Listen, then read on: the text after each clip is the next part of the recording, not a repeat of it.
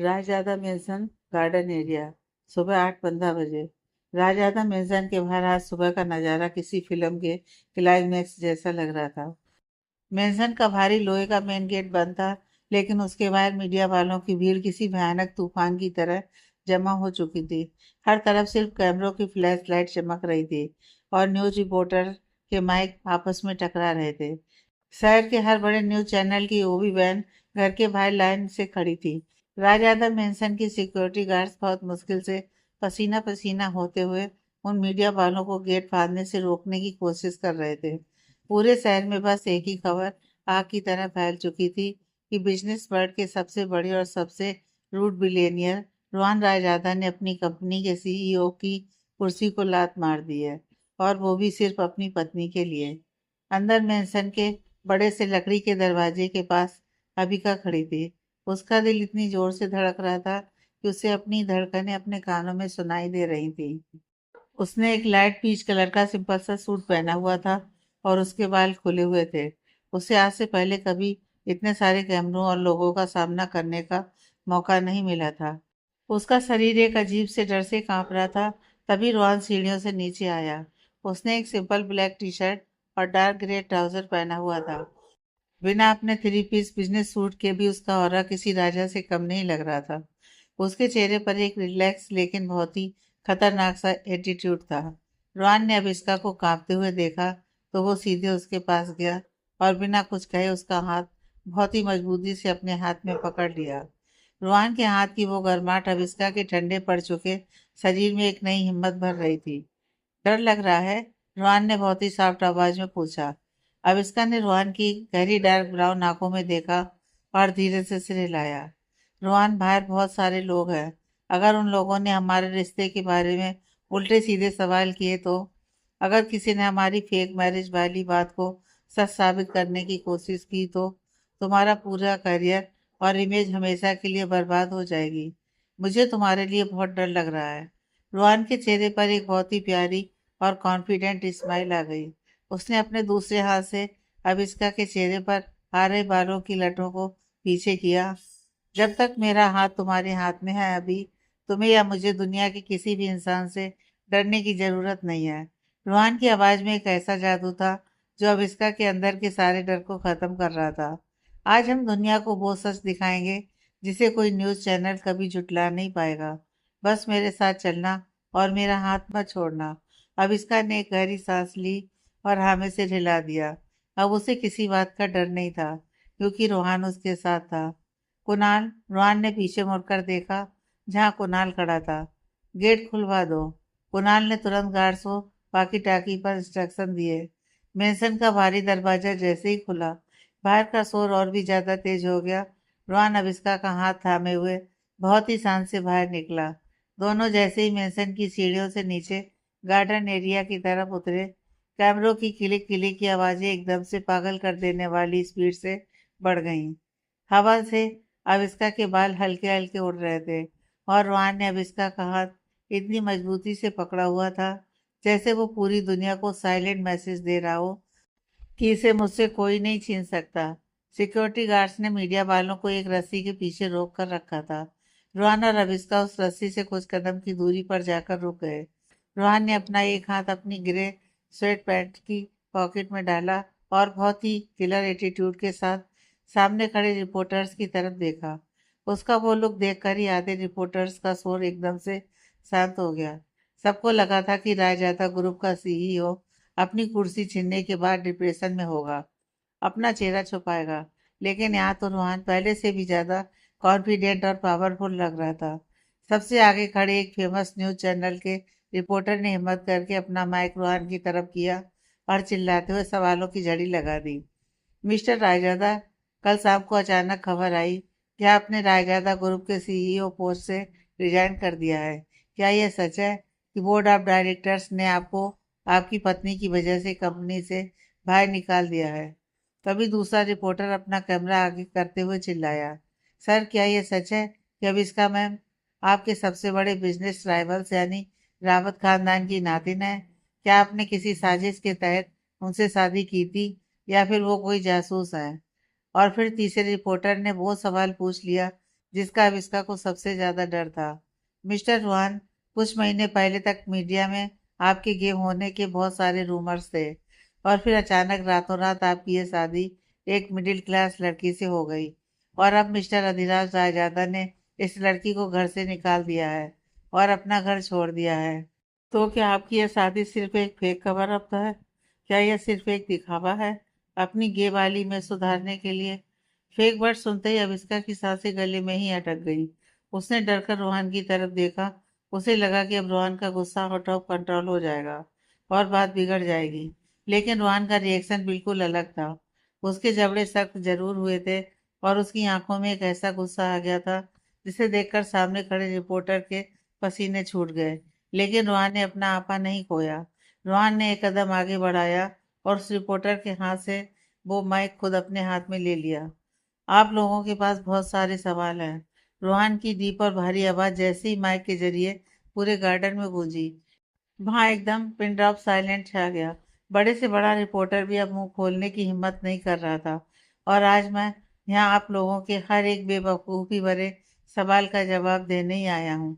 रोहन ने एक बहुत ही ठंडी नज़र मीडिया पर डाली, क्योंकि इसके बाद मेरी पर्सनल लाइफ और मेरी वाइफ को लेकर कोई भी बकवास किसी भी न्यूज़ चैनल पर नहीं चलनी चाहिए। ये मेरी पहली और आखिरी वार्निंग है। रोहन ने अविष्का को अपनी तरफ खींचा और अपनी एक मजबूत बांह उसकी कमर के चारों तरफ लपेट ली। अविष्का रोहन के चौड़े सीने से लगकर खड़ी हो गई। रोहन के इस पब्लिक डिस्प्ले ऑफ अफेक्शन ने वहां खड़े सभी लोगों को हैरान कर दिया। सबसे पहला सवाल, रोहन ने सीधे टीवी कैमरों की तरफ देखते हुए कहा। हाँ, मैंने रायजादा ग्रुप के सीईओ की कुर्सी छोड़ दी है। मुझे किसी ने निकाला नहीं है। मैंने खुद वो कुर्सी और वो करोड़ों की कंपनी छोड़ी है। कुछ लोगों को, और शायद मेरी फैमिली के कुछ लोगों को भी लगता था कि रायजादा ग्रुप की वो कुर्सी मेरी पहचान है। लेकिन वो लोग ये भूल गए कि वो कुर्सी मैंने अपनी मेहनत और अपने दिमाग से इतनी बड़ी बनाई थी। मैं जहाँ खड़ा होता हूँ, मेरा एम्पायर वहीं से शुरू होता है। मुझे किसी के दिए हुए नाम या कुर्सी की कोई ज़रूरत नहीं है। रिपोर्टर्स रोहन का ये पागलपन वाला कॉन्फिडेंस देखकर एक दूसरे की शक्ल देखने लगे। कोई भी बिजनेसमैन अपनी कंपनी छोड़ने के बाद इतना रिलैक्स कैसे हो सकता था? अब आते हैं आपके दूसरे सवाल पर। रोहन ने अविष्का की तरफ देखा, और उसके चेहरे का वो सख्त एक्सप्रेशन पल भर में बहुत ही सॉफ्ट और रियल स्माइल में बदल गया।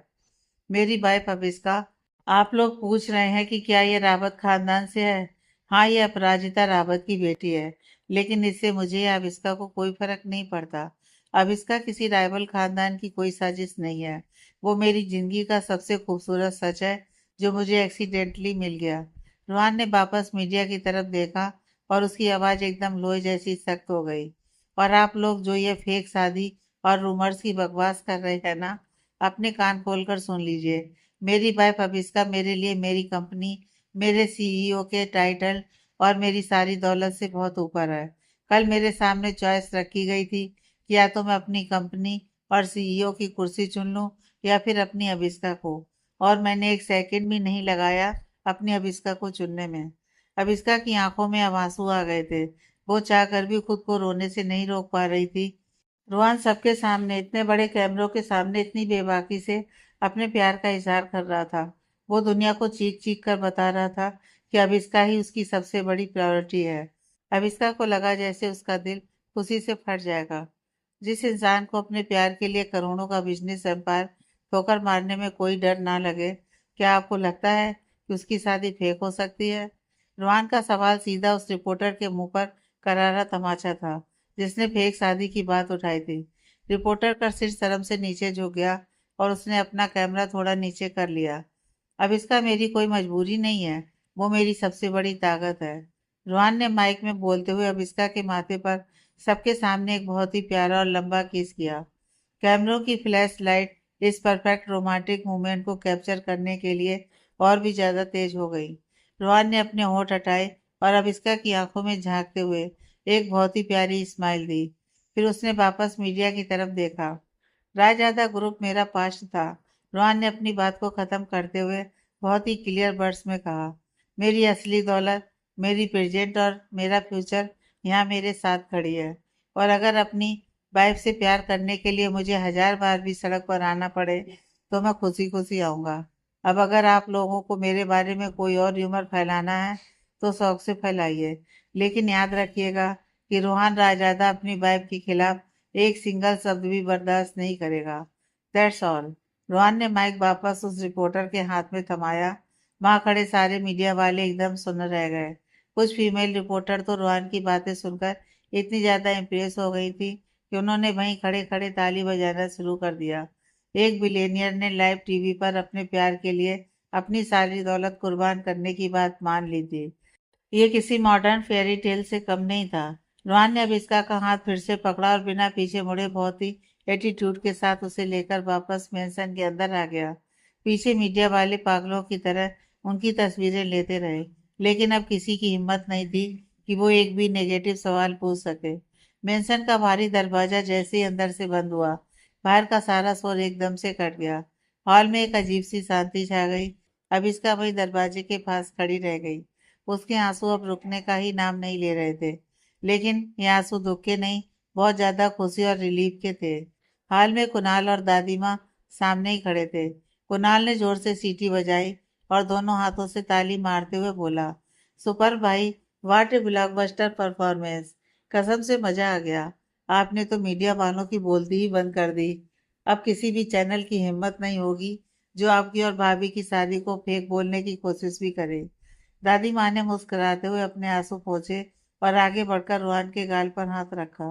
तूने आज मेरा सिर फक्र से ऊंचा कर दिया रोहन। एक सच्चे मर्द की पहचान यही है कि वो अपनी पत्नी की इज्जत दुनिया के सामने कैसे करता है। मुझे तुझ पर बहुत गर्व है मेरे बच्चे। रोहन ने दादी माँ को देखकर एक हल्की सी स्माइल दी और उनके हाथ को चूम लिया। फिर वो पलटा और अबिस्का की तरफ देखा। अबिस्का अभी भी रो रही थी और अपने होठों को दांतों से दबाकर अपनी सिसकियों को रोकने की कोशिश कर रही थी। रोहन ने एक लंबी सांस ली और आगे बढ़कर उसे अपनी बाहों में पूरी तरह से छुपा लिया। अब क्यों रो रही हो मेरी ड्रामा क्वीन? रोहन ने अभिष्का के बालों में बहुत प्यार से हाथ फेरते हुए मजाक वाले टोन में कहा। बाहर इतना सॉलिड डायलॉग मारकर आया हूँ, मीडिया वालों को धो डाला। थोड़ा तो खुश हो जाओ। तुम बहुत बुरे हो रोहन। अभिष्का ने सिसकते हुए रोहन के मजबूत सीने पर अपना सिर रखा और हल्का सा मुक्का मारा। तुमने मुझे पहले क्यों नहीं बताया कि डैड ने तुम्हारे सामने क्या शर्त रखी थी? तुमने मेरे लिए अपना सब कुछ छोड़ दिया, अपनी पूरी लाइफ की मेहनत छोड़ दी और मुझे भनक तक नहीं लगने दी। रोहन ने अभिष्का का आंसुओं से भीगा हुआ चेहरा ऊपर उठाया। उसने अपने अंगूठे से अभिष्का के गालों को साफ किया और उसकी आंखों में बहुत गहराई से देखते हुए कहा, तुम्हें खोने का डर मेरे लिए कंपनी खोने के डर से बहुत बड़ा था। अभी मैंने जो कुछ भी छोड़ा है उसका मुझे 0% भी रिग्रेट नहीं है, क्योंकि अब मेरे पास वो दौलत है जो मुझे सच में चाहिए थी। तुम।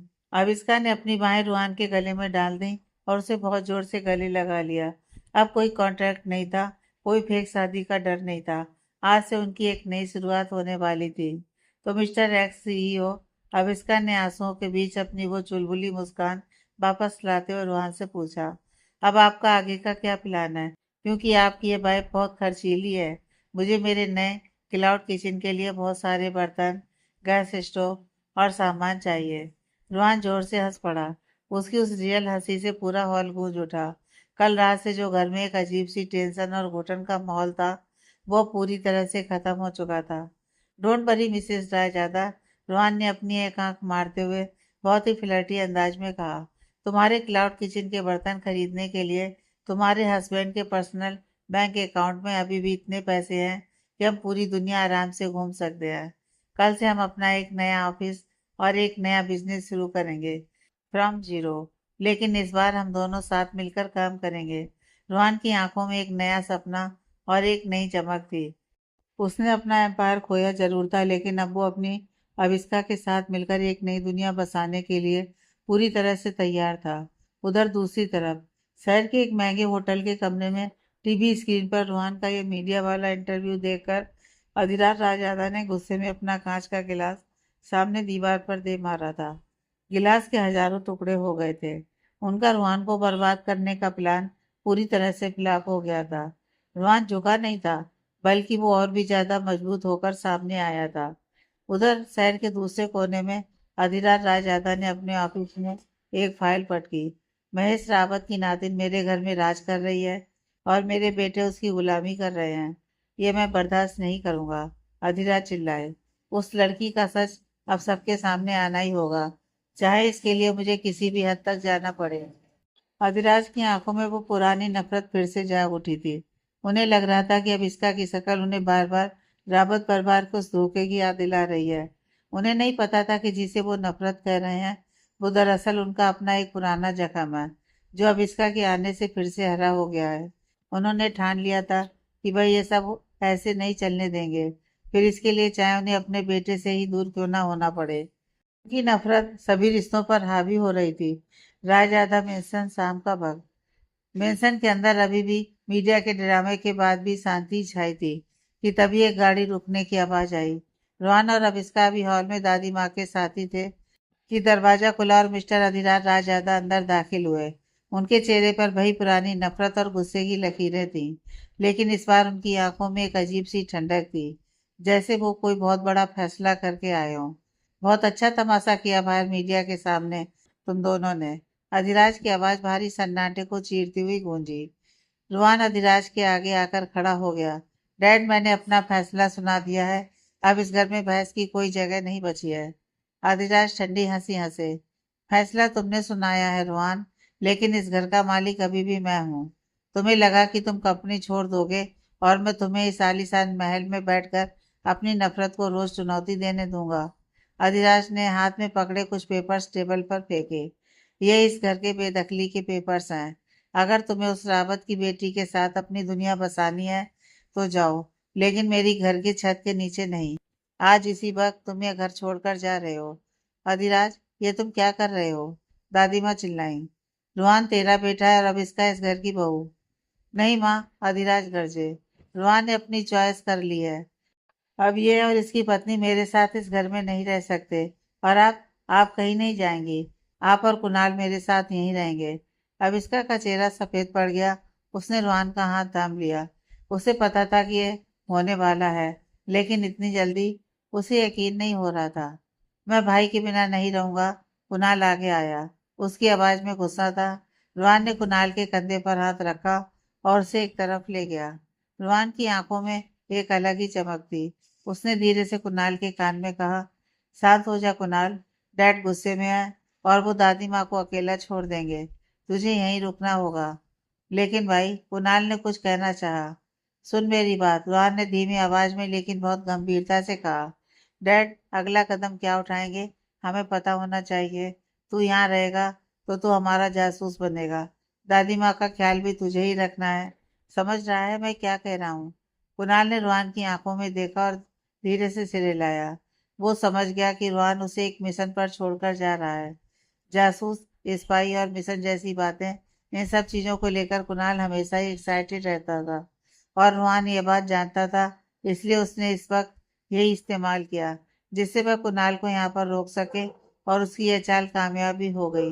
अब कुणाल ने उसके साथ जाने की जिद नहीं की, क्योंकि वह नहीं चाहता था कि उसकी वजह से उसके भाई को कोई भी तकलीफ उठानी पड़े, जिसे लग्जरी में रहने की आदत है।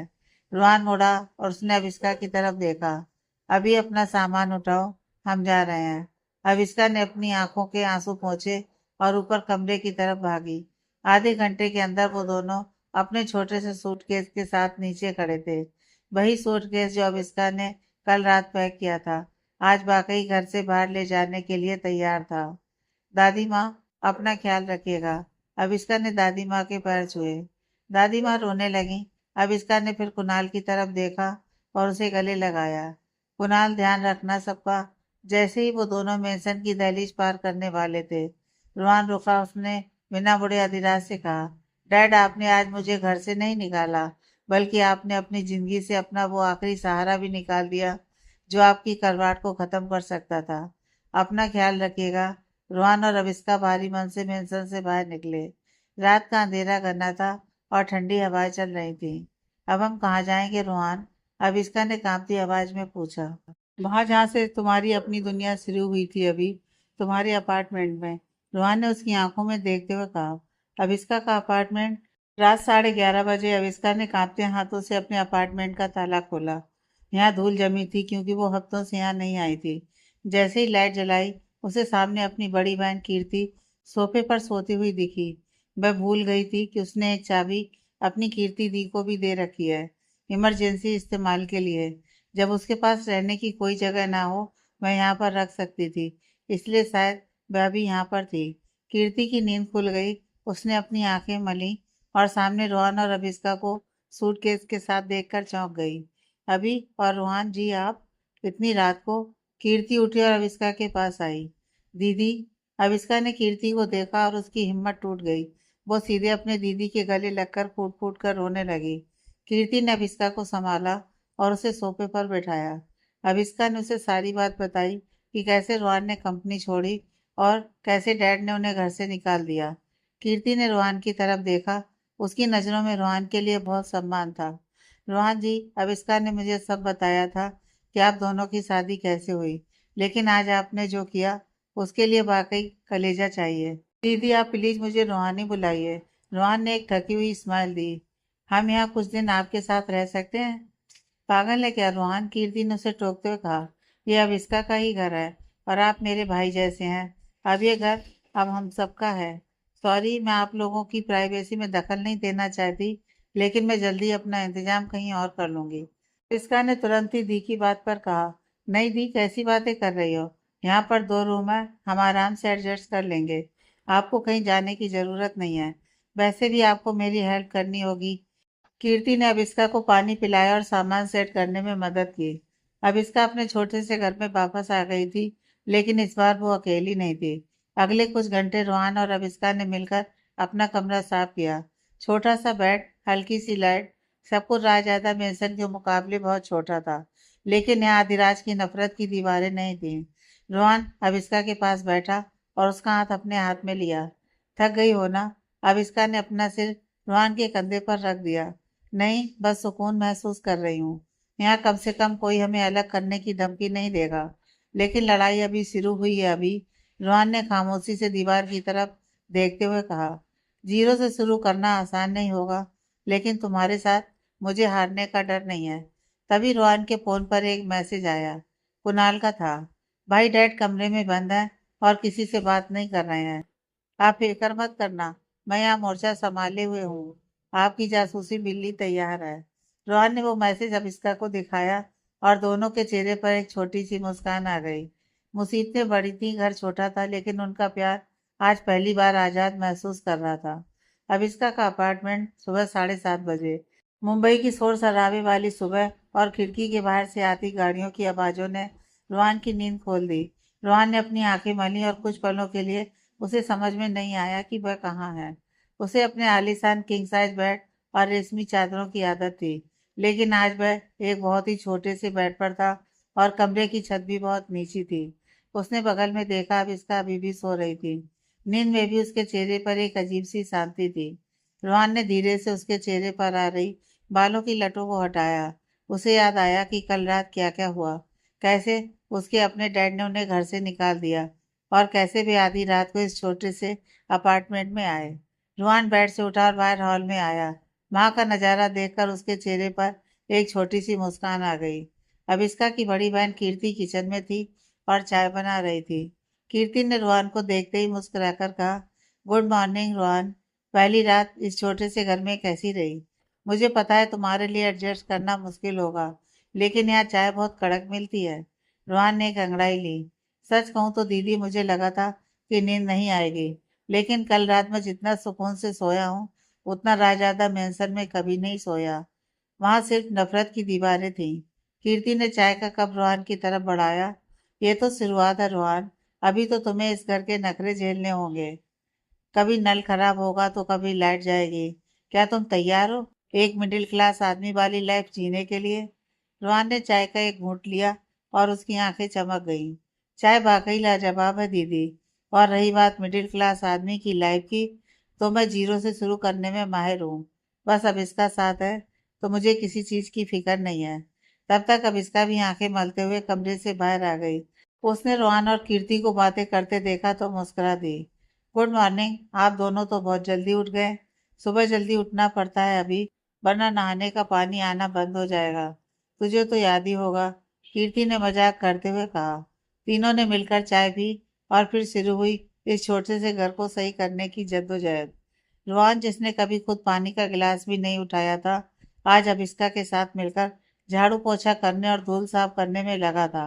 अभिष्का उसे देख देख कर हैरान भी हो रही थी और उसे रोहन पर बहुत प्यार भी आ रहा था। रोहन, तुम ये सब क्यों कर रहे हो? मैं और दीदी मिलकर कर लेंगे ना। अभिष्का ने उसके हाथ से कपड़ा छीनने की कोशिश की। रोहन ने उसे रोक दिया। नहीं अभी, ये अब हमारा घर है और मैं चाहता हूँ कि हम हर चीज मिलकर करें। वैसे भी मुझे ये सब करने में मजा आ रहा है। ये सब किसी थेरेपी जैसा है। दोपहर तक घर चमकने लगा था। अभिष्का ने किचन संभाला और अपने क्लाउड किचन के ऑर्डर्स की तैयारी शुरू कर दी। उसने कुछ नए मेनू कार्ड्स डिजाइन किए थे। रोहन ने भी अपना लैपटॉप खोला और अपने नए बिजनेस स्टार्टअप पर काम शुरू किया। उसे कुछ पुराने इन्वेस्टर्स को कॉल करना था और उन्हें यकीन दिलाना था कि रोहन रायजादा का दिमाग कभी भी उतना ही शार्प है, भले ही उसके पास रायजादा कंपनी और पावर ना हो। रायजादा मेंशन, दोपहर 1 बजे। उधर रायजादा मेंशन में मातम जैसा सन्नाटा था। घर की रौनक जैसे रोहन और अभिष्का के साथ ही चली गई थी। कुणाल लिविंग रूम में सोफे पर बैठा था, लेकिन उसका ध्यान टीवी पर नहीं बल्कि डैड के कमरे के दरवाजे पर था। अधिराज कल रात से अपने कमरे से बाहर नहीं निकले थे। सुषमा आंटी ने नाश्ता भेजा था, लेकिन उन्होंने हाथ भी नहीं लगाया। कुणाल ने अपना फोन निकाला और धीरे से रोहन को मैसेज किया। भाई, डैड ने अभी तक दरवाजा नहीं खोला है। वो किसी से बात भी नहीं कर रहे हैं। दादी माँ भी अपने कमरे में रो रही हैं। यहाँ सब बहुत अजीब लग रहा है। रोहन का तुरंत जवाब आया। हिम्मत मत हारना कुणाल, तू वहाँ हमारा जासूस है। डैड का गुस्सा ठंडा होने दे, फिर धीरे धीरे बात करने की कोशिश करना। दादी माँ का ख्याल रखना। कुणाल ने एक गहरी सांस ली। तभी उसने देखा कि डैड के कमरे का दरवाजा खुला। अधिराज बाहर निकले। उनका चेहरा और भी सख्त हो गया था और आंखें लाल थी। कुणाल, अधिराज की आवाज गूंजी। जी डैड। कुणाल तुरंत खड़ा हो गया। रोहन के ऑफिस से फोन आया था? क्या वो आज ऑफिस नहीं गया? अधिराज ने सख्ती से पूछा। नहीं डैड, भाई तो आज नहीं गए। शायद वो अपना कुछ नया देख रहे हैं। आपने ही तो उन्हें निकाला है। कुणाल ने मासूमियत से झूठ बोला, जबकि उसे पता था कि रोहन ने घर से ही काम शुरू कर दिया है। नया? अधिराज कड़वाहट से हंसे। देखते हैं वो बिना मेरे नाम के कितनी दूर जाता है। और तुम कल से ऑफिस ज्वाइन कर रहे हो। मुझे रोहन की जगह कोई भरोसेमंद चाहिए। कुणाल का दिल धक से रह गया। उसे रायजादा ग्रुप के उस बोझिल माहौल में नहीं जाना था, लेकिन उसे याद आया कि रोहन ने उसे यहाँ क्यों छोड़ा है। जी डैड, मैं कल आ जाऊंगा। अधिराज बिना कुछ कहे वापस अपने कमरे में चले गए। कुणाल ने राहत की सांस ली और तुरंत रोहन को अपडेट भेजा। Mission update. जासूस बिल्ली अब ऑफिस में घुसपैठ करने वाली है। डैड ने खुद ही मुझे कल से ऑफिस बुलाया है। अब ये स्पाई घर के साथ साथ ऑफिस में भी नजर आएगा। अगला दिन, अभिष्का का अपार्टमेंट। शाम 6 बजे। शाम होते होते ही अभिष्का के क्लाउड किचन के ऑर्डर्स बढ़ने लगे थे। आसपास के लोगों को उसके खाने का स्वाद बहुत पसंद आ रहा था। कीर्ति भी पैकिंग में उसकी मदद कर रही थी। इसके अलावा कुछ लोग उसे पहले से भी जानते थे। जब वह विराट के रेस्टोरेंट में काम करती थी, उसने अपना असली नाम और फोटो यूज किया था, तो कई ऑर्डर उसे इस वजह से भी मिले थे। रोहन बालकनी में खड़ा था और फोन पर किसी क्लाइंट से बात कर रहा था। तभी अभिष्का उसके पास आई। रोहन, खाना रेडी है, आ जाओ। रोहन ने फोन काटा और अभिष्का को देखा। वह पसीने से भीगी हुई थी और उसके चेहरे पर आटे का एक दाग लगा था, लेकिन वह उसे दुनिया की सबसे खूबसूरत लड़की लग रही थी। रोहन ने अपनी उंगली से उसके गाल का दाग साफ किया। थक गई हो ना? रोहन ने उसे अपनी बाहों में खींचते हुए पूछा। नहीं रोहन, मैं खुश हूँ। आज हमें कल के मुकाबले आज डबल ऑर्डर्स मिले हैं। और पता है, लोगों ने रिव्यू में लिखा है कि उन्हें घर जैसा स्वाद मिल रहा है। अब इसका की आंखों में एक अजीब सी चमक थी। अभी मैं तुमसे एक बात कहना चाहता हूँ। रोहन का स्वर गंभीर हो गया। क्या? अविष्का ने उसकी आंखों में झांका। मैंने आज कुछ पुराने इन्वेस्टर से बात की।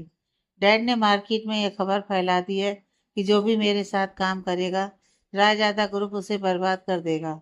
अभी के लिए कोई भी मेरे साथ रिस्क लेने को तैयार नहीं है। रोहन ने एक ठंडी सांस ली।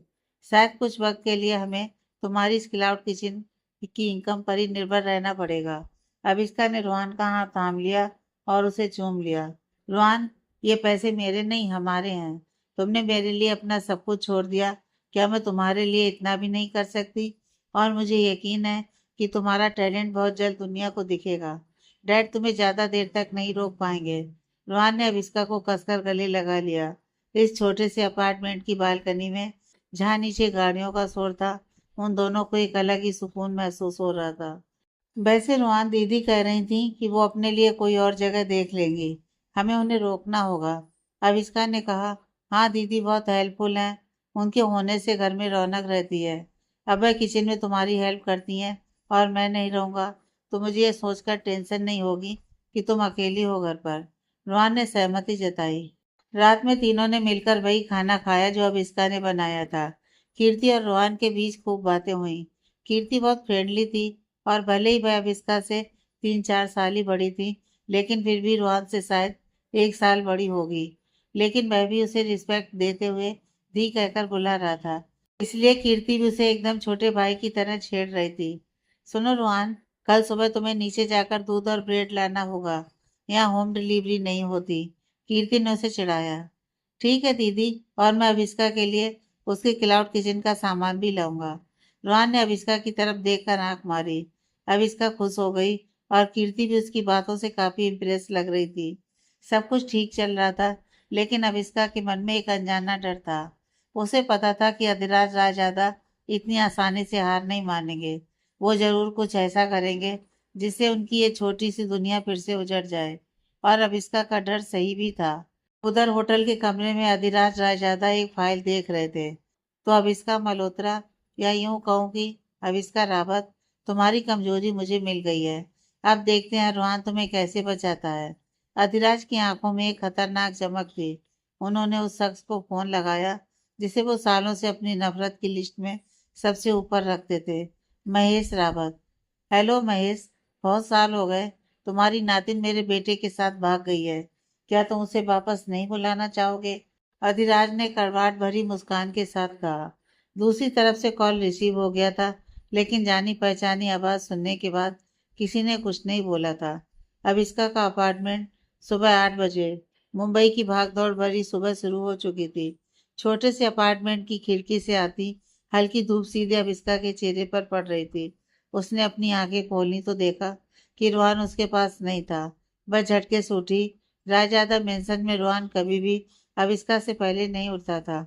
अविष्का ने अपने बाल बांधे और कमरे से बाहर हॉल में आई। बाहर का नजारा देखकर उसके कदम वहीं रुक गए और चेहरे पर एक बहुत ही प्यारी सी स्माइल आ गई। रोहन उस छोटे से डाइनिंग टेबल पर बैठा था जिसे उसने अपना वर्क डेस्क बना लिया था। उसका लैपटॉप खुला था और वह एक हाथ में फोन पकड़े किसी इन्वेस्टर से बहुत सीरियस टोन में बात कर रहा था। उसने एक सिंपल सी ग्रे टी शर्ट और लोअर पहना हुआ था, और सबसे हैरानी की बात यह थी कि उसके दूसरे हाथ में चाय का एक कप था जो उसने खुद बनाया था। रोहन की नज़र जैसे ही अविष्का पर पड़ी, उसने फोन पर बात करते करते ही अविष्का को एक आंख मारी। अविष्का मुस्कुराते हुए किचन की तरफ गई। वहां उसकी बड़ी बहन कीर्ति पहले से ही गैस पर कुछ पैनकेक्स बना रही थी। गुड मॉर्निंग दीदी, अविष्का ने कीर्ति को पीछे से गले लगाते हुए कहा। आप इतनी सुबह क्यों उठ गईं? आपको मुझे उठा देना चाहिए था। कीर्ति ने गैस धीमी की और पलटकर अविष्का की गाल खींचे। अरे मेरी मास्टर सेफ, कल रात तू इतने सारे ऑर्डर्स पूरे करते करते बहुत लेट सोई थी। मैंने सोचा आज तेरी नींद खराब ना करूं, और वैसे भी तेरे इस हैंडसम हस्बैंड ने मुझे इम्प्रेस कर दिया है। सुबह उठकर खुद चाय बनाई और मुझे भी पिलाई। मान गई अभी, लड़का हीरा है। अविष्का को बहुत ही प्राउड फील हुआ। मैंने कहा था ना दीदी, रोहन सिर्फ एक बिलेनियर नहीं है, वो एक बहुत अच्छा इंसान भी है। आप बैठिए, मैं क्लाउड किचन की तैयारी शुरू करती हूँ। दोपहर तक ऑर्डर आना शुरू हो जाते हैं। तभी रोहन का फोन कॉल खत्म हुआ और वह किचन के दरवाजे पर आकर खड़ा हो गया। गुड मॉर्निंग लव, रोहन ने बहुत ही प्यार से अभिष्का को देखते हुए कहा।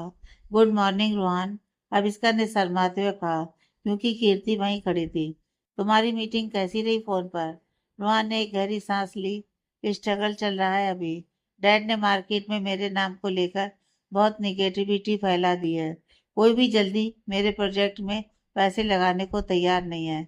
लेकिन मैं भी रोहन रायजादा हूँ, इतनी जल्दी हार नहीं मानूंगा। आज दोपहर में मेरी मिस्टर सिंघानिया के साथ एक फाइनल मीटिंग है। अगर वो डील क्रैक हो गई तो हमारा नया ऑफिस सेट हो जाएगा। मुझे तुम पर पूरा भरोसा है रोहन। अविष्का ने उसका हाथ थामते हुए कहा। तभी रोहन का फोन फिर से बजा। स्क्रीन पर कुणाल का नाम फ्लैश हो रहा था। रोहन ने कॉल उठाया।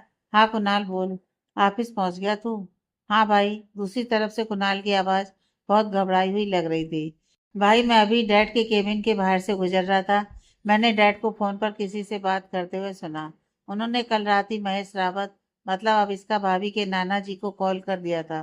डैड ने उन्हें बता दिया था कि आप लोग कहाँ हैं। भाई बोलो किसी भी वक्त वहां पहुंच सकते हैं। रोहन का चेहरा पल भर में सख्त हो गया। उसकी डार्क ब्राउन आंखों में एक टेंशन आ गई। ठीक है कुणाल तू अपना ध्यान रख। मैं यहाँ सब संभाल लूंगा।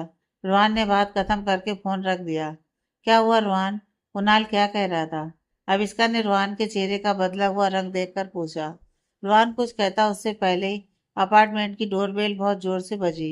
एक बार, दो बार, तीन बार, कोई लगातार बेल बजा रहा था। कीर्ति ने गैस बंद की। इतनी सुबह सुबह कौन आ गया? वो भी बेल ऐसे बजा रहा है जैसे दरवाजा तोड़ देगा। रोहन समझ गया था कि बाहर कौन है। उसने अविष्का को पीछे किया। तुम दोनों यहीं रुको, मैं दरवाजा खोलता हूँ। रोहन ने जाकर दरवाजा खोला। बाहर का नजारा देखकर आसपास के फ्लैट वाले भी अपने दरवाजे खोलकर झांक रहे थे। दरवाजे पर चार भारी भरकम बॉडीगार्ड्स खड़े थे और उनके बीच में एक बहुत ही रौबदार और बुजुर्ग इंसान खड़ा था। उन्होंने एक बहुत महंगा सफेद कुर्ता पैजामा पहना हुआ था और उनके हाथ में एक सिल्वर हैंडल वाली छड़ी थी। उनके चेहरे पर एक अजीब सा गुस्सा और एक तड़प थी। ये महेश रावत थे, शहर के सबसे बड़े बिल्डर्स में से एक और अब इसका के सगे नाना। महेश रावत ने रोहन को ऊपर से नीचे तक देखा। उनकी आंखों में रायजादा खानदान के लिए वो पुरानी नफरत साफ झलक रही थी। रोहन रायजादा, महेश रावत की भारी आवाज गूंजी।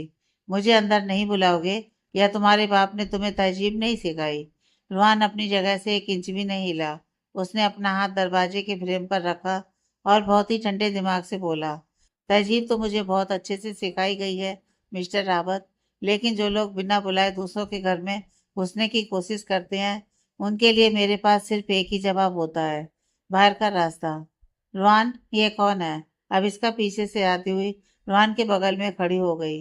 महेश रावत की नजर जैसे ही अब इसका पर पड़ी, उनके हाथ से छड़ी छूटकर नीचे गिरते गिरते बची। उनकी आंखें फटी की फटी रह गईं। अब इसका का चेहरा, उसकी आंखें, उसका रंग रूप सब कुछ हूबहू अपराजिता जैसा था। महेश रावत को लगा जैसे 25 साल बाद उनकी अपनी बेटी अपराजिता वापस लौट आई हो। उनका कठोर चेहरा अचानक से नरम पड़ गया और आंखों में आंसू आ गए।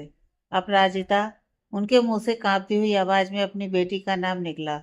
उन्होंने अविष्का की तरफ एक कदम बढ़ाया। अविष्का घबराकर एक कदम पीछे हट गई और उसने रोहन का हाथ कसकर पकड़ लिया। रोहन ये कौन है और ये मेरी माँ का नाम क्यों ले रहे हैं? कीर्ति भी पीछे आकर खड़ी हो गई थी। वह भी इस अनजान बुजुर्ग को देखकर कंफ्यूजन में थी। महेश रावत ने खुद को संभाला। उन्होंने अविष्का की आंखों में देखते हुए कहा, मैं तुम्हारा नाना हूँ बेटा, महेश रावत।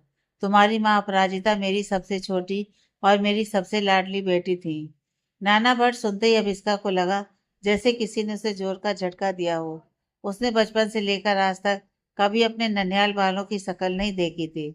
जब उसके माता पिता की डेथ हुई थी तब भी कोई रावत परिवार से उसे पूछने नहीं आया था और आज अचानक ये इंसान आकर खुद को उसका नाना बता रहा था। नाना? अविष्का की आवाज में एक कड़वाहट आ गई। मेरे कोई नाना नहीं है। अगर आप मेरी माँ के पिता होते तो आप तब कहाँ थे जब मेरी माँ इस दुनिया से चली गई? तब कहाँ थे जब मैं और मेरे पापा अकेले धक्के खा रहे थे? महेश रावत को अविष्का के हर एक शब्द तीर की तरह चुभ रहे थे। मुझे कुछ नहीं पता था बेटा। तुम्हारी माँ ने जब से उस लड़के से शादी की थी मैंने अपनी बेटी के लिए अपने घर के दरवाजे बंद कर दिए थे। मुझे नहीं पता था कि तुम लोग किस हाल में हो। कल रात जब अधिराज राजदादा का फोन आया तब मुझे पता चला कि मेरी नातिन इसी शहर में है। महेश रावत ने रोहन की तरफ बहुत ही गुस्से से देखा। और मुझे ये भी पता चला कि इस राजदादा खानदान ने मेरी बच्ची को घर से धक्के मारकर निकाल दिया है। महेश रावत ने अपनी आवाज ऊंची करते हुए कहा, अधिराज ने अपनी पुरानी दुश्मनी का बदला मेरी नातिन से लिया है। बेटा तुम इस छोटे से और मामूली से अपार्टमेंट में क्यों रह रही हो? तुम महेश रावत की नातिन हो, करोड़ों की वारिस हो। चलो मेरे साथ, अपने असली घर चलो। अविष्का का दिमाग सुन्न हो गया था। उसे कुछ समझ में नहीं आ रहा था। मिस्टर रावत, रोहान ने अब अविस्का के सामने आते हुए एक ढाल की तरह उसे अपने पीछे कर लिया। अविस्का कहीं नहीं जाएगी, ये मेरी वाइफ है, मिसिस अविस्का रोहान रायजादा, और इसका असली घर वही है जहां मैं हूँ, इसका हस्बैंड। महेश रावत ने रोहान को गुस्से से घूरा। भाई, तुम्हारे बाप ने मेरी नातिन को बेइज्जत करके तुम्हारे घर से बाहर निकाल दिया और तुम खुद को उसका हस्बैंड कह रहे हो। तुम राजदा लोगों के खून में ही बदतमीजी और गुरूर है। तुम इस बच्ची को खुश नहीं रख सकते। इसके पास आज ना घर है, न तुम्हारे पास वो तुम्हारी कंपनी बची है। तुम इसे क्या दोगे? ये गरीबी? रुहान के जबड़े सख्त हो गए, लेकिन उसने अपना गुस्सा कंट्रोल किया। मैंने अपनी कंपनी अब इसका के लिए ही छोड़ी है, मिस्टर रावत। और रही बात इसे खुश रखने की, तो मैं अपनी वाइफ के लिए पूरी दुनिया से लड़ सकता हूँ। आपको 25 साल बाद अचानक से अपनी नातिन की याद आ गई। जब इसे जरूरत थी तब आप अपने ईगो में बैठे थे। आज ये मेरी जिम्मेदारी है और मैं इसे बहुत अच्छे से निभाना जानता हूँ। मैं तुमसे बात नहीं कर रहा हूँ लड़के। महेश रावत ने रोहान को इग्नोर करते हुए अविस्का की तरफ हाथ बढ़ाया। अविस्का बेटा, चलो मेरे साथ। मैं तुम्हें दुनिया की हर वो खुशी दूंगा जो तुम्हें यहाँ नहीं मिल सकती। मैं तुम्हें उस अधिराज रायजादा से भी बचाऊंगा। अविस्का ने रोहान के पीछे से बाहर निकलकर महेश रावत की तरफ देखा। उसकी आंखों में अब कोई कंफ्यूजन नहीं था, बल्कि एक बहुत ही स्ट्रांग कॉन्फिडेंस था। आप मुझे क्या देंगे मिस्टर रावत? अविस्का ने बहुत ही साफ और सधी हुई आवाज में कहा। पैसे, बड़ा घर, वो सब तो मुझे रोहान भी दे सकता था, बल्कि उससे भी ज्यादा। लेकिन मैंने देखा है कि आपके इन बड़े घरों में रिश्ते कैसे दम तोड़ देते हैं। आपने अपनी इज्जत और ईगो के लिए अपनी सगी बेटी को छोड़ दिया। डैड ने अपनी ईगो के लिए अपने बेटे को निकाल दिया। इन सब में हम दोनों की क्या गलती थी? हमें तो पता भी नहीं है कि आप दोनों अपनी कौन सी पुरानी दुश्मनी निभा रहे हैं। अविस्का ने रोहान का हाथ अपने दोनों हाथों में पकड़ लिया। मैं कहीं नहीं जाऊंगी। अविस्का का फैसला एकदम क्लियर था। मेरा घर, मेरी दुनिया सिर्फ रोहान है। अगर रोहान सड़क पर भी रहेगा तो मैं उसके साथ खुशी खुशी रहूंगी। हमें आपके करोड़ों रुपयों की या आपके घर की कोई जरूरत नहीं है। आप जा सकते हैं। महेश रावत सन रह गए। उन्हें अपराजिता की याद आ गई। 25 साल पहले अपराजिता ने ऐसे ही उनका बड़ा सा घर और दौलत ठुकराकर एक मामूली सेब का हाथ थाम लिया था, और आज उसकी बेटी भी वही कर रही थी। रावत खानदान की लड़कियों का प्यार उनकी दौलत से ज्यादा बड़ा था। महेश रावत का ईगो पूरी तरह से हर्ट हो गया था। वो अपनी नातिन को अपने साथ ले जाने आए थे, लेकिन वो रायजादा के बेटे के साथ खड़ी थी। तुम बहुत बड़ी गलती कर रही हो अब इसका, महेश रावत ने अपनी छड़ी जमीन पर ठोंकते हुए कहा। ये लड़का तुम्हें कुछ नहीं दे पाएगा। जब इसे अपने बाप के पैसों की याद आएगी तो ये तुम्हें छोड़कर वापस चला जाएगा, और तब तुम्हारे पास वापस आने के लिए कोई दरवाजा नहीं होगा। रोहन कभी मुझे छोड़कर नहीं जाएगा। अविष्का ने बिना डरे उनकी आंखों में देखा। मुझे अपने प्यार पर भरोसा है। महेश रावत ने एक गहरी सांस ली। ठीक है, लेकिन याद रखना, मैं महेश रावत हूँ। मैं अपनी चीजें हारना नहीं जानता। मैं बहुत जल्द वापस आऊंगा, और तब तुम्हें मेरे साथ चलना ही होगा। महेश रावत बिना कुछ और कहे अपने बॉडीगार्ड के साथ पलट गए और लिफ्ट की तरफ चले गए। दरवाजा बंद होते ही अविष्का की सारी हिम्मत टूट गई। उसके पैर कांपने लगे और वह वहीं जमीन पर बैठ गई। उसने अपने चेहरे को अपने हाथों में छुपा लिया और फूट फूट कर रोने लगी। आज उसे अपनी माँ की बहुत याद आ रही थी। उसे समझ आ गया था कि रोहान के डैड उससे इतनी नफरत क्यों करते हैं, और उसकी माँ ने कितनी बड़ी कीमत चुकाई थी अपने प्यार के लिए। रोहान तुरंत उसके पास जमीन पर बैठ गया। उसने अब इसका को अपनी बाहों में कसकर भर लिया। अभी मेरी जान, प्लीज रोना बंद करो, रोहान ने उसके बालों में हाथ फेरते हुए कहा। रोहान, मेरी वजह से ये सब हो रहा है, अब इसका सिसकते हुए बोली। मेरे नाना, तुम्हारे डैड, ये सब हमें कभी एक साथ नहीं रहने देंगे। वो लोग हमें अलग कर देंगे। रोहान ने अब इसका का चेहरा ऊपर उठाया। उसकी आंखों में एक आग थी। कोई हमें अलग नहीं कर सकता अभी, कोई भी नहीं। ना तुम्हारे नाना और ना ही मेरे डैड। जब तक मैं जिंदा हूँ, दुनिया की कोई ताकत तुम्हें मुझसे दूर नहीं ले जा सकती। मैं आज ही अपनी मीटिंग क्रैक करूंगा और हम अपनी एक नई दुनिया बसाएंगे, जहाँ इन लोगों की नफरत की कोई जगह नहीं होगी। कीर्ति भी अब पास आकर बैठ गई और उसने अब इसका के सर पर हाथ रखा। रोहान सही कह रहा है अभी, प्यार कभी हारता नहीं है। हम सब मिलकर इस सिचुएशन से बाहर निकलेंगे। उस छोटे से अपार्टमेंट में आज एक बहुत बड़ी जंग की शुरुआत हो चुकी थी। एक तरफ अधिराज रायजादा की नफरत थी और दूसरी तरफ महेश रावत का ईगो, और इन दोनों के बीच में था रोहन और अविष्का का प्यार। अगले दिन अविष्का का अपार्टमेंट। दोपहर का वक्त था। मुंबई की भागदौड़ अपार्टमेंट के नीचे सड़क पर साफ सुनाई दे रही थी। अविष्का अपने छोटे से बेडरूम में खड़ी थी और रोहन आईने के सामने अपनी डार्क ब्लू शर्ट के बटन लगा रहा था। आज उसकी मिस्टर सिंघानिया के साथ वो बहुत जरूरी मीटिंग थी जो उनके नए क्लाउड किचन बिजनेस का फ्यूचर डिसाइड करने वाली थी। रोहन के चेहरे पर एक अजीब सी सीरियसनेस थी। वह जानता था कि डैड ने मार्केट में उसके खिलाफ कितनी बड़ी दीवार खड़ी कर दी है, लेकिन उसकी आंखों में हार मानने वाला कोई भाव नहीं था। अब इसका धीरे से रोहन के पास आई और उसने रोहन की शर्ट का कॉलर ठीक किया। ऑल दी बेस्ट रोहन, अब इसका ने बहुत ही सॉफ्ट आवाज में कहा। मुझे पता है तुम आज ये डील पक्का क्रैक करके आओगे। डैड का गुस्सा और उनकी जीत तुम्हारे टैलेंट को नहीं हरा सकता। रोहन ने अविष्का के दोनों हाथों को पकड़कर चूमा और एक बहुत ही कॉन्फिडेंट स्माइल दी। जब मेरी वाइफ का लक और प्यार मेरे साथ है तो दुनिया का कोई भी इन्वेस्टर मुझे रिजेक्ट नहीं कर सकता। अभी मैं शाम तक गुड न्यूज़ लेकर आऊँगा। रोहन ने अविष्का के माथे पर किस किया और बाहर हॉल में आ गया। कीर्ति दीदी सोफे पर बैठकर कुछ हिसाब किताब कर रही थी। दीदी, मैं मीटिंग के लिए निकल रहा हूँ। आप अभी का ध्यान रखिएगा। नाना जी के आने के बाद से वह थोड़ा सा डिप्रेस हो रही है, रोहन ने कहा। अरे तुम टेंशन मत लो रोहन, वह अभी कुकिंग करेगी तो ठीक हो जाएगी। और बेस्ट ऑफ लक, कीर्ति ने मुस्कुराते उसे चीयर अप किया। रोहन अब कीर्ति को दी बोल रहा था, इसलिए कीर्ति भी अब उसे जीजू नहीं बल्कि छोटे भाई की तरह ट्रीट कर रही थी। भले ही वह अब इसका से उम्र में सिर्फ 1 या 2 साल ही बड़ी थी। रोहन के जाने के बाद घर में फिर से एक शांति छा गई। अब इसका सोफे पर आकर बैठ गई। सुबह जो उसके नाना महेश रावत आए थे, उनकी बातें अब इसका के दिमाग में बार बार गूंज रही थी। अधिराज ने अपनी पुरानी दुश्मनी का बदला मेरी नातिन से लिया है। अब इसका को समझ नहीं आ रहा था कि आखिर रोहन के डैड और उसके नाना के बीच ऐसा क्या हुआ था जो रोहन के डैड उसकी शक्ल देखकर ही आग बबूला हो जाते थे। तभी दरवाजे की घंटी बजी। मैं देखती हूँ तो रुक। कीर्ति दीदी उठी और दरवाजा खोला। बाहर का नजारा देखकर कीर्ति हैरान रह गई। दरवाजे पर कुणाल खड़ा था और उसके साथ दादी माँ थी। दादी माँ के चेहरे पर थकान थी और उनकी आंखों में नमी थी। दादी माँ, कुणाल। अब इसका झटके से सोफे से उठी और दौड़कर दादी माँ के गले लग गई। मेरी बच्ची, दादी माँ ने अब इसका को कसकर गले लगा लिया और उनके आंसू बहने लगे। तू और रोहन इस छोटे से घर में कैसे रह रहे हो? मेरे बिना कैसे सोए तुम दोनों? हम बिल्कुल ठीक है दादी माँ, आप अंदर आइए प्लीज। अविष्का ने उन्हें सहारा देकर सोफे पर बिठाया। कीर्ति तुरंत उनके लिए पानी लेकर आई। कुणाल, तुम दादी माँ को यहाँ कैसे ले आए? डैड को पता चला तो वो बहुत गुस्सा करेंगे। अविष्का ने घबराते हुए पूछा। कुणाल ने अपनी एक आंख मारी। अरे भाभी, अपनी इस जासूस बिल्ली को कम मत समझिए।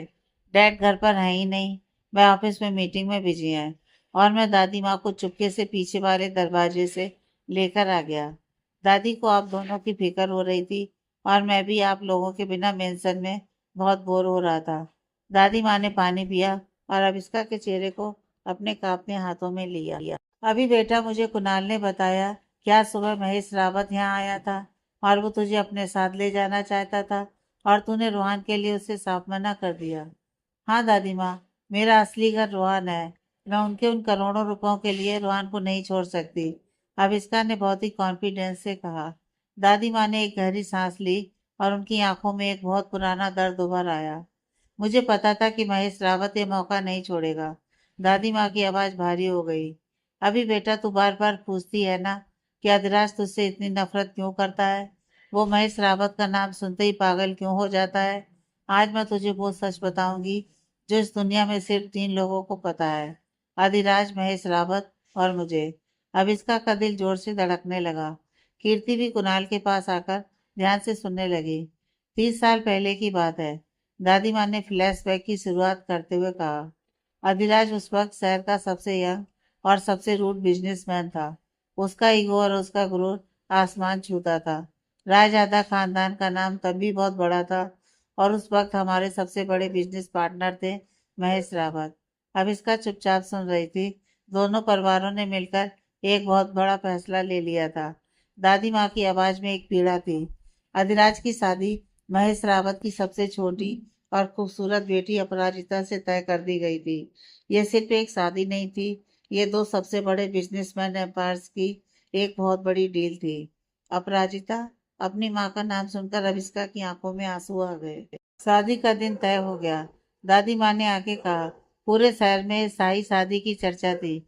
अधिराज भी अपराजिता की खूबसूरती का दीवाना था, लेकिन किसी को नहीं पता था कि अपराजिता का दिल कहीं और था। वो एक बहुत ही साधारण से मिडिल क्लास लड़के से प्यार करती थी, एक सेब से जिसका नाम अशोक मल्होत्रा था। तुम्हारे पापा। कीर्ति दीदी ने अविष्का के कंधे पर हाथ रखा। अविष्का की आंखों से आंसू बहने लगे। शादी वाले दिन जब बारात दरवाजे पर खड़ी थी, तब मीडिया के कैमरे हर तरफ थे। तब अपराजिता शादी के जोड़े में ही अशोक के साथ घर से भाग गई। दादी माँ की आंखें बंद हो गईं, जैसे वो उस मंजर को फिर से देख रही हो। वो दिन अधिराज के लिए मौत से भी बदतर था। दादी माँ ने अविष्का को देखा, एक इंसान जिसका ईगो उसकी जान से भी प्यारा हो। उसे पूरे शहर के सामने एक गरीब सेब के हाथों इतनी बड़ी हार मिली थी। अधिराज का गुरूर चकनाचूर हो गया था। दोनों परिवारों की बहुत बेइज्जती हुई। राजआदा और रावत खानदान की दोस्ती उसी दिन सबसे बड़ी दुश्मनी में बदल गई। फिर क्या हुआ दादी माँ? कुणाल ने हैरान होते हुए पूछा। उसे भी ये सच आज पहली बार पता चला था। अधिराज अपनी बेइज्जती बर्दाश्त नहीं कर पाया, दादी माँ ने बताया। उसने दुनिया को और महेश रावत को अपना पावर दिखाने के लिए सिर्फ एक हफ्ते के अंदर एक दूसरी लड़की से शादी कर ली। वो रोहान की माँ थी, लेकिन अधिराज कभी भी अपने अंदर के उस घाव को नहीं भर पाया। रोहान की माँ को उसने कभी वो प्यार नहीं दिया, क्योंकि उसका ईगो उस धोखे में ही फंसा रहा।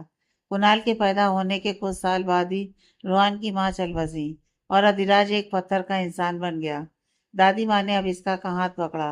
अभी बेटा, अधिराज तुझसे नफरत नहीं करता, लेकिन जब वो तुझे देखता है तो उसे तुम्हें अपराजिता दिखाई देती है। तुम्हारी शकल हूबहू तुम्हारी माँ से मिलती है। तुम उसके उस 30 साल पुराने टूटे हुए ईगो और उस दर्द का जीता जागता सबूत हो। वो जब तुम्हें देखता है तो उसे अपनी वो बेइज्जती याद आ जाती है। अब इसका फूट फूट कर रोने लगी थी।